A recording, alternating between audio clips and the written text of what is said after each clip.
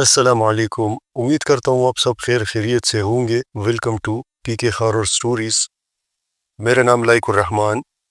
اگر چینل پر نئے ہو تو سبسکرائب کیجئے گا، لائک کیجئے گا، اور اگر فیس بک ٹک ٹاک سے دیکھ رہے ہیں تو فالو بھی کریں اور کمنٹ باکس میں اپنے رائے کا اظہار ضرور کیجئے گا، اس سے ہماری حوصلہ افزائی ہوتی ہے۔ آج کی کہانی شیراز احمد خان نے بھیجی ہے، تو چلیے اسی کی زبانی سنتے ہیں۔ رات کا سناٹا ہاسٹل کی پرانی عمارت پر چھا گیا تھا۔ ہوا کے جھونکوں سے کھڑکیاں ہلکی ہلکی بج رہی تھی، جیسے کوئی اندر گھسنے کی کوشش کر رہا ہو۔ عائشہ نے اپنا بیگ کندھے سے اتارا اور روم نمبر 13 کی باری لکڑی کے دروازے پر لگے پیتل کے نمبروں کو دیکھا۔ اسے ہنسی آئی، یہ تو فلموں جیسا ڈرامہ ہے، اس نے سوچا، لیکن دل کی کسی گہرائی میں ایک عجیب سی بے چینی ابھری، جیسے کوئی اسے گور رہا ہو۔ دروازہ کھولتے ہی ٹھنڈی ہوا کا ایک جھونکا آیا، اتنا سرد کہ عائشہ کے بازوؤں پر رونگٹے کھڑے ہو گئے۔ کمرہ اندر سے مدھم تھا، دیواروں پر پیلے دھبے پھیلے ہوئے تھے، جیسے برسوں کی کہانیاں چھپائی ہوئی ہو۔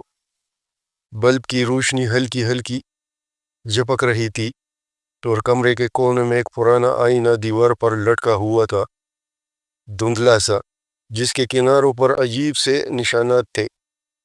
یہ جگہ عجیب سی ہے، ثنا نے دھیمی آواز میں کہا۔ وہ عائشہ کے پیچھے کھڑی تھی، اس کے ہاتھ میں ایک چھوٹا سا تعویذ مضبوطی سے پکڑا ہوا تھا، اس کا چہرہ خوف سے سفید پڑ گیا تھا۔ ارے ٹھنڈی ہوا تو اچھی ہے نا، مہنور نے ہنستے ہوئے کہا۔ وہ اپنا بیگ پلنگ پر پھینک کر کمرے کے بیچ میں کھڑی ہو گئی۔ یہ ہمارا نیا گھر ہے لڑکیوں، ڈرامہ بند کرو۔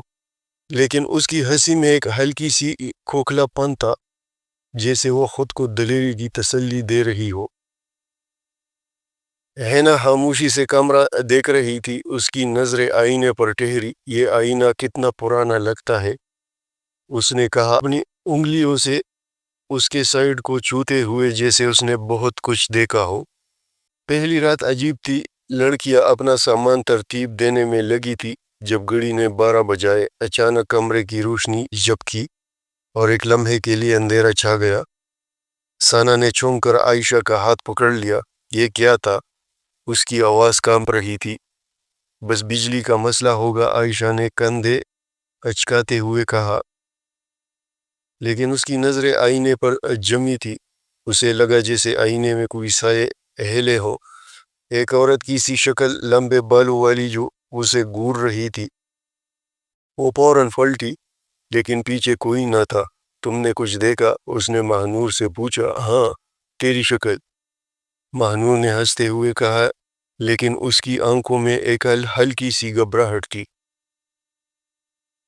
اگلی صبح کرن نامی ایک سینئر لڑکی نے انہیں کینٹین میں روکا۔ تم سب روم نمبر 13 میں ہونا۔ اس کا چہرہ سنجیدہ تھا۔ اس کمرے کے بارے میں سب جانتے ہیں۔ وہاں ایک لڑکی رہتی تھی، زینب۔ وہ راتوں رات غائب ہو گئی، کوئی نہیں جانتا کیا ہوا۔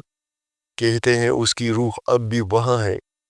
مہنور ہنسی۔ واہ، گوسٹ اسٹوری، ٹھنڈے موسم میں گرما گرم کہانی۔ لیکن ثنا کا چہرہ اور سفید ہو گیا۔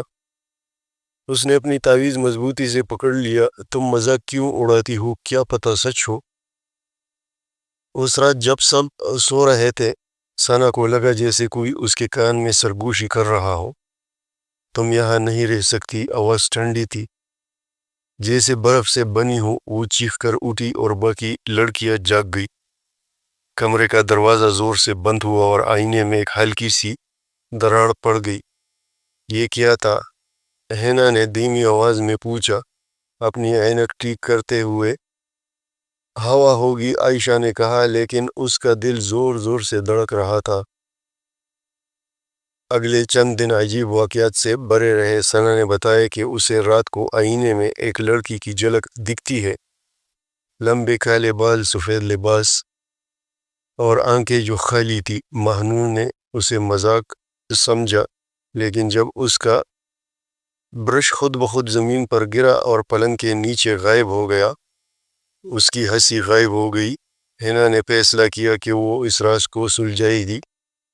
اس نے کمرے کی چھان بین شروع کی اور ایک گیلے تختے کے نیچے ایک پرانی ڈائری ملی۔ ڈائری کے سروق پر لکھا تھا زینب کی ڈائری۔ اس نے لڑکیوں کو جمع کیا اور ڈائری پڑھنا شروع کی۔ زینب نے لکھا تھا کہ وہ رات کو عجیب آوازیں سنتی تھی، سرگوشیاں، قدموں کی آہٹ اور کبھی کبھار ایک ٹھنڈا ہاتھ جو اسے چھوتا تھا۔ ایک صفحے پر اس نے لکھا، یہ کمرہ مجھے کھا رہا ہے، مجھے لگتا ہے یہ زندہ ہے۔ آخری صفحے پر ایک جملہ تھا، دیواریں جھوٹ بولتی ہیں۔ یہ کیا بکواس ہے، مہنور نے کہا، لیکن اس کی آواز میں دلیری کم تھی۔ یہ کوئی کہانی نہیں۔ ثنا رو پڑی، وہ یہاں ہے، وہ ہمیں دیکھ رہی ہے۔ اس رات جب وہ سب سو رہے تھے، ثنا کے بازو پر خرچ کے نشانات ابھر آئے، گہرے جیسے کسی نے ناخن گاڑے ہو۔ عائشہ نے اسے تسلی دی لیکن وہ خود ڈر گئی تھی۔ ہینا نے کہا، ہمیں پتہ لگانا ہوگا کہ زینب کے ساتھ کیا ہوا، ورنہ ہم سب خطرے میں ہیں۔ مہنور اب ڈر گئی تھی لیکن اس کا غرور اسے ماننے نہ دیتا۔ اس نے فیصلہ کیا کہ وہ اس بھوت کو چیلنج کرے گی۔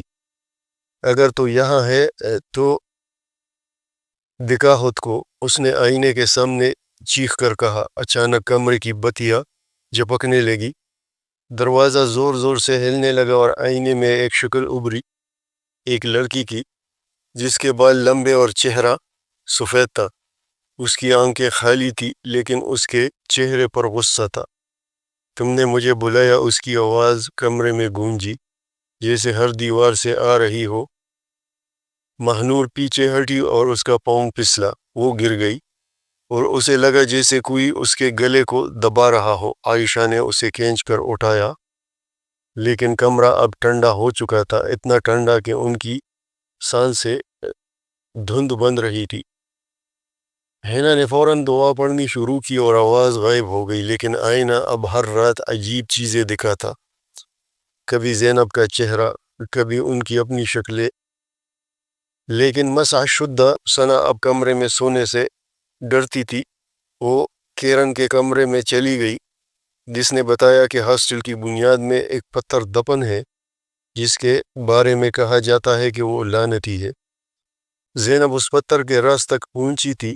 کرن نے دھیمی آواز میں کہا، اس کے بعد وہ غائب ہو گئی۔ ہینا نے ہاسٹل کے پرانے ریکارڈز چیک کرنے کا فیصلہ کیا۔ عائشہ اس کے ساتھ گئی اور دونوں نے رات کو چھپ کر لائبریری میں داخل ہو کر تفتیش شروع کی۔ وہاں انہیں ایک پرانی تصویر ملی جس میں زینب کھڑی تھی۔ تصویر کے پیچھے عجیب سی علامتیں تھی جیسے کوئی رسم کا حصہ ہو۔ ایک ریکارڈ سے پتہ چلا کہ زینب کی موت ہوئی حادثہ نہیں تھی، وہ ایک رسم کا حصہ بنی تھی جو ہاسٹل کی بنیاد میں دفن پتھر کو باندھنے کے لیے کی گئی تھی۔ لیکن رسم ناکام ہو گئی اور زینب کی روح اس کمرے سے بندھ گئی۔ جب وہ کمرے واپس آئی، مہنور اور ثنا انتظار کر رہی تھی۔ ہمیں کچھ کرنا ہوگا، عائشہ نے کہا، ورنہ یہ ہمیں نہیں چھوڑے گی۔ لیکن وارڈن بی بی نے انہیں روک لیا۔ تم اس کمرے سے دور رہو، اس نے غصے سے کہا۔ لیکن جب عائشہ نے زینب کا نام لیا، وارڈن کا چہرہ سفید پڑ گیا۔ تم نہیں جانتی تم کیا کر رہی ہو اس رات۔ کمرے کا دروازہ خود بخود بند ہو گیا۔ زینب کی آواز گونجی، وہ جھوٹ بولتی ہے، سب جھوٹ بولتے ہیں۔ آئینہ اچانک ٹوٹ گیا اور ٹکڑوں میں زینب کی شکل نظر آئی۔ اس بار اس کی آنکھیں خون سے بھری تھی۔ مہنور چیخ پڑی کیونکہ اسے لگا جیسے کوئی اس کے اندر گھس رہا ہو۔ لڑکیوں نے فیصلہ کیا کہ وہ زینب کی روح کو آزاد کریں گی۔ ہینا نے ڈائری کے آخری صفحے پر ایک نقشہ دیکھا، ہاسٹل کے تہہ خانے کا۔ وہ سب رات کو چھپ کر تہہ خانے گئی۔ وہاں انہیں ایک پتھر ملا، زمین میں دھسا ہوا، جس پر وہی علامتیں تھی جو تصویر پر تھی۔ پتھر سے ایک عجیب سی توانائی نکل رہی تھی جیسے وہ زندہ ہو۔ جیسے ہی ثنا نے پتھر کو چھوا، اسے ایک ویژن دکھا، زینب کی چیخیں، ایک رسم اور خون سے رنگا ہوا پتھر۔ زینب چیخ رہی تھی مجھے بچاؤ، لیکن کوئی نہ آیا۔ ویژن ختم ہوا اور ثنا رو پڑی۔ وہ اکیلی تھی، اسے کوئی راز پتہ تھا۔ زینب کی روح اب غصے میں تھی، اس نے مہنور پر حملہ کیا اور اس کی آنکھیں سفید ہو گئی۔ تم سب مر جاؤ گی۔ مہنور کی آواز اب زینب کی تھی۔ عائشہ نے اسے پکڑا اور حنا نے دعائیں پڑھنی شروع کی۔ ثنا جو اب تک ڈر رہی تھی آگے بڑھی اور پتھر پر پانی ڈالا جو اس نے ایک مزار سے لایا تھا۔ پتھر سے ایک چیخ نکلی اور کمرہ ہلنے لگا۔ زینب کی روح نمودار ہوئی، لیکن اس بار اس کا چہرہ غمگین تھا۔ تم نے مجھے آزاد کیا، اس نے کہا، اور پھر غائب ہو گئی۔ لیکن اس لمحے وارڈن بی بی خانے میں آئی۔ تم نے کیا کیا؟ اس نے چیخ کر کہا۔ اس نے پتھر کو توڑنے کی کوشش کی، لیکن ایک عجیب سی روشنی نکلی اور وہ وہیں گر پڑی۔ جب صبح ہوئی پتھر غائب تھا، لیکن مہنور وہی نہیں رہی۔ اس نے بتایا کہ اس نے خواب میں زینب کو دیکھا جو کہہ رہی تھی ابھی سب ختم نہیں ہوا۔ لڑکیوں نے فیصلہ کیا کہ وہ روم نمبر 13 چھوڑ دے گی۔ ہاسٹل انتظامیہ نے کمرے کو بند کر دیا، لیکن رات کو کبھی کبھار سرگوشیاں سنائی دیتی تھی، جیسے دیواریں اب بھی کچھ چھپا رہی ہو۔ عائشہ، ثنا اور حنا کبھی اس رات کو نہیں بھولیں گے۔ ثنا نے اپنا تعویذ ہمیشہ پہننا شروع کر دیا۔ حنا نے زینب کی ڈائری اپنے پاس رکھی، شاید اس امید میں کہ کوئی اور راز ملے۔ اور مہنور، وہ اکثر خاموش رہتی تھی، جیسے اس کے اندر کوئی بوجھ ہو۔ ہاسٹل کی زندگی جاری رہی، لیکن روم نمبر 13 کے بارے میں کہانیاں کبھی نہ رکی۔ کچھ کہتے زینب اب آزاد ہے، کچھ کہتے وہ اب بھی وہاں ہے، انتظار کر رہی ہے کسی نئے مہمان کا۔ یہ تھی آج کی کہانی۔ ہوپ سو آپ کو پسند آئی ہوگی۔ اگلے ویڈیو تک اللہ حافظ۔